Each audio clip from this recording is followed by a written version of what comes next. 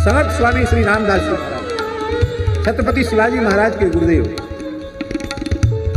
उस समय बहुत छोटी अवस्था में विवाह हो जाते थे। मात्र 14 वर्ष की आयु थी समर्थ स्वामी रामदास जी की, विवाह हो रहा था। और मंडप के नीचे कहा, बरमंगल सावधान, बरमंगल सावधान। सोई आपके कान खड़े हो गए, बोले अभी से सावधान किया जा रहा है, फंस गए तो किसी काम के नहीं रहेंगे।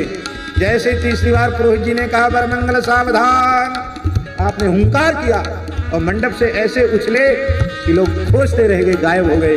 भीमा नदी में कूद गए और भीमा नदी को पार होकर चले गए, गुफा में बैठ गए और श्री राम जय राम जय जय राम विजय मंत्र की धुन लगा दी। 13 करोड़ विजय मंत्र का जप किया।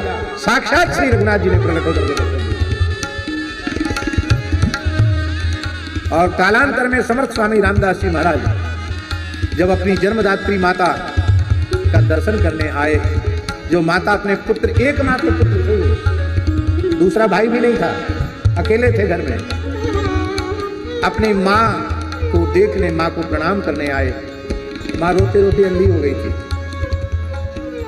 ऐसे ऐसे माँ ने हाथ फेरा, बेटा ये जटा हो गए, बड़े हो गए हो, स्वस्थ हो ना, ठीक हो। तो इन्होंने मन में सोचा कि माँ बेचारी देख नहीं पा रही है, नेत्र ज्योति चली गई है, तो माँ की इच्छा क्यों ना पूरी करूं।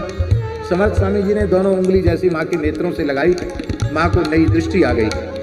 माँ देखने लगी, पर माँ ने जैसे ही देखा अपने पुत्र को गोद से बाहर कर दिया। कहा, बेटा मैं तो सोचती थी तू साधु बन के आया है, पर तू तो चेटकी बन के आ गया।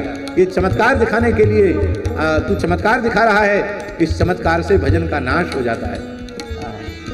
तब आपने अपनी माँ के आगे प्रतिज्ञा की, मैं जीवन में अब कभी चमत्कार नहीं दिखाऊं।